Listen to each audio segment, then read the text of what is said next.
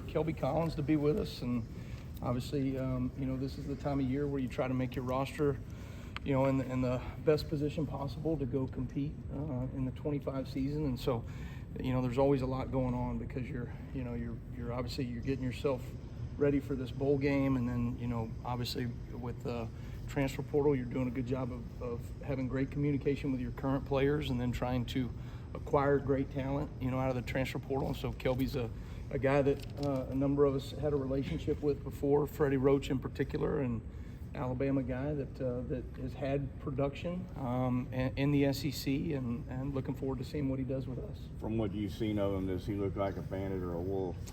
Yeah, I think he'll be a bandit for us. Play the field defensive end position, and he's a big man. I mean, and so it'll be exciting to kind of get out there and work with him. And obviously, when you go through this, you watch tons of tape, anything that you can get your hands on, just to see what the guy's skill set would be, and then you talk to a million people and try to figure out exactly where you place him. But I think guys like that are big frames that are still developing, I don't know if we want to put him into any one box in particular. That's where he will start, and then to me it's wherever he helps the team best. And at that spot, just how much conversation have you had with Jamari and LT about what their future plans might be? Yeah, so obviously, LT will stay at that position in the field, and then the nice thing about Zebo Jamarian he's been going back and forth playing the Wolf position and the bandit position, which has been huge for us. I mean, it was a lifesaver the last two games, being able to have him play both positions, and athletically, even though he's 280 pounds, right? The dude can move in space. He can drop under one to the boundary as a buzz dropper and do a lot of things for us. So a lot of value when you have guys that can play multiple positions. And then to me, like that's the same thing, creating value for guys at the next level in the NFL, right? Is they only get to carry 53 on their roster, and whatever it is, 48 dress. You better be able to play multiple things. And so I think that's part of my job as a coordinator to create value for these young men. So is that the expectation that they'll both be back for next year at the moment? Well, we're having all those conversations right now, but certainly those guys love Alabama, and we want what's best for them, and I think they want what's best for us as a football team, and hopefully those things all match up. Obviously some movement at the Husky position as well. I mean, what have you seen during bowl practice of kind of what the future of that position is? Well, I think, again, I mean, these are the times right now, like spring ball will be like this, fall camp will be like this, even more so than it was in year one. But this is the first glimpse that you really get to start moving guys and working multiple positions to create depth, and I think that's the name of the game now in college football is, never again are we going to have maybe the same depth that you have always expected to have based off of the transfer portal and the way things work nowadays. And so with that, we've got to do a great job of identifying guys that can play, the Husky position and the corner position, the rover position and the Husky position. And so to me, there's a number of guys right now that can do that. And we've already seen that, right, with Deshaun Jones. So Day-Day's doing it. Red Morgan is doing it, playing a little bit of corner as well. And then, I think some of these other guys that we're looking at, be it freshmen, be it guys on our current roster, and then also needs in the transfer portal that we're looking at to, just to fit all the pieces the right way. Does that position lend itself more to a safety or a cornerback, or does it just depend on? It's a great question, and it's kind of the thing. It's been the evolution of the defense. So, like, when my dad, kind of was one of the originators of the 4-2-5 defense, you went from a Sam linebacker to the natural pull was to go to a safety, right? And then over the years, because the team's spreading the ball out and creating perimeter, game sometimes, and if you're playing man coverage, that's a little bit more of a nickel that has been a corner, but it's a unique skill set. You got to be able to do a little bit of both. What have your conversations been like over the weekend with Jaylen Mbakwe and his future? Obviously announcing that he's staying in Alabama for the next year. Yeah, I think really excited. I think this is a time where there's a lot of people, a lot of voices out there, all those things. I think Jaylen did what Jaylen wanted to do, which he chose Alabama out of high school, and he chose Alabama now, and we're happy to have him. Coach, with the roster dwindling down to like 65 players for the upcoming ball game, can you just talk about any guys that have just stepped up in practice, any position group, or any just player that didn't get a lot of playing time during the season, but just getting their opportunity now in the ball game with more snaps coming up? You know, the guy that I think, has really done a nice job, and we've seen him trend in the right direction all season long, is Xavier Mincy. I think you'll see his role continue to grow within our defense, within the bowl game preparation, and then beyond that. So very excited about him and what he's doing. There's a number of young DBs that I think are going to be expected to step up in certain ways.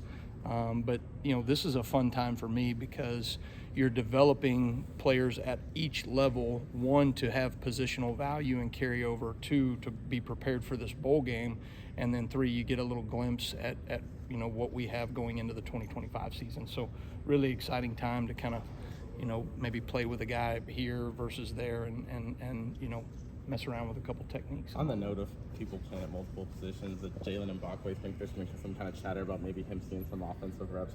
Just after seeing what he can do with the ball, I know you're on the defensive side, but do you think that his skills kind of translate over as well? And what do you feel about that? I think Jaylen Mbakwe is a great football player, and wherever he plays on our team, he makes our roster better.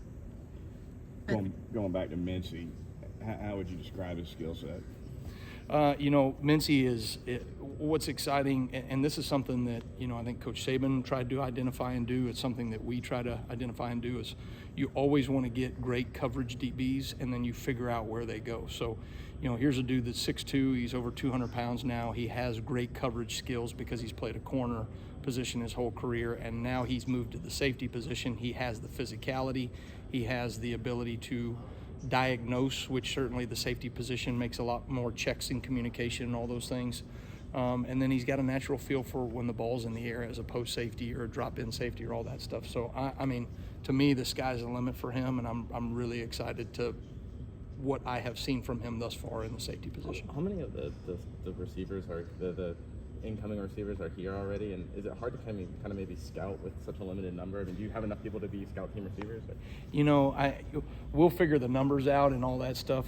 For me, from a defensive standpoint, I'm trying to make sure we get our roster right in a good position. So I couldn't tell you that I've seen exactly where all the wide receivers are going. Like scout team receivers, do you have enough? Like, are you just do you have Yeah, bodies for that? we'll have enough. I mean, there is some give and take, right? And so you got to look at, even maybe some of the models moving forward that the NFL does when they have a more limited roster. They go more service periods, right?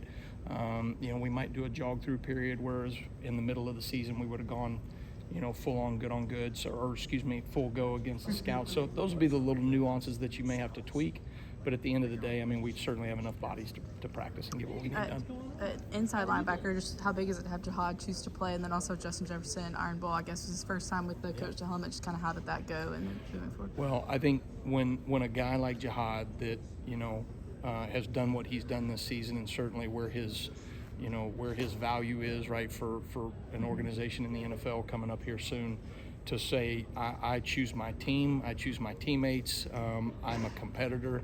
I think it speaks to who he is as a young man. I think it speaks to the culture of this football program and this university, that this is a place that for a long time, no one individual has chosen themselves over the team on a consistent basis. And that, to me, is Jihad Campbell is a perfect example of that. Just some of the young guys at that spot, or younger, I guess, Jeremiah, Justin. What sort of progress have you seen with those guys, knowing that there's going to be turnover at that position? Yeah, I think you can point to a number of those young linebackers that are trending in the right direction right now.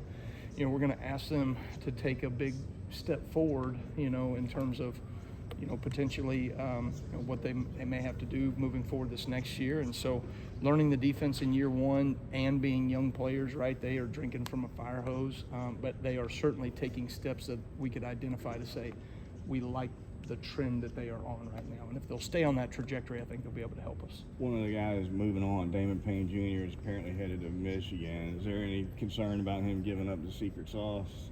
Yeah, this is the world we live in right now, right?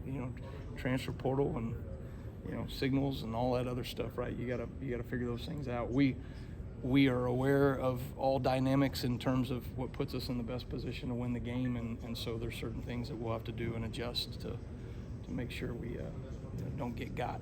Are you okay with the schedule how it is, with like portal and bowl prep running at the same time, or like how would you change it if you were running things? Well, it's way better than where it was if we were all out on the road in the high school mark. recruiting right now, because to be able to say that, you've worked so hard, usually for a year and a half, 2 years, whatever it is. For us, it was 9 months, 10 months, right, to put a class together. But to be able to say, hey, at the beginning of December, those guys have signed on the dotted line. Now you can focus a little bit more on your team, your current roster, and then also identifying the needs that you have in the transfer portal. If it hadn't changed and gone like that, I'm not sure, people would have been running like chickens with their heads cut off more than we already are. And so that is something that, I think was a needed change, and it allows you to do what coaches should be doing year round, which is focusing on their current players, their roster. Do a couple more questions. How much more comfortable do you feel with the cornerback position now that you were able to kind of bring in more guys for next year, than you did at the beginning of this year? Well, certainly we walk in day one, it was one of the things we knew we had to identify as, when Terrion walks out the door, Kool-Aid walks out the door, and a couple of guys in the transfer portal and all that stuff. It was a need, right, that we had to identify who are those players going to be. Amazing, right, what the job that Damani Jackson and Zabian Brown did to step up in the moment. Deshaun Jones to come in and do the things that he did, both playing the corner and the nickel position, the Husky position. So we are certainly in a way more experienced position than where we were before, and excited to have a group of guys that have that experience, carry into this bowl game. You've had 11 months now with Keon Keeley playing Bandit. How have you seen him develop playing with his hand in the dirt, and really where do you see him as far as impacting the defense? Yeah, I'm as excited as I've ever been about Keon Keeley. I think Keon, obviously, was a very highly touted player out of high school, but again, that's somebody asked a question earlier, that's a perfect example of a guy that let's not pigeonhole him and put him in a box of you are this position or that position. Let's let him develop, as all big people do, right? It takes years to do that. And then he is getting more and more comfortable with the defense. But there were some plays that he made out there even today that I'm sitting there going, this guy is trending in the right direction. Keon Keeley will be a good player here at Alabama. Thank you, Coach. Appreciate it. All right, thanks, guys. Thank you.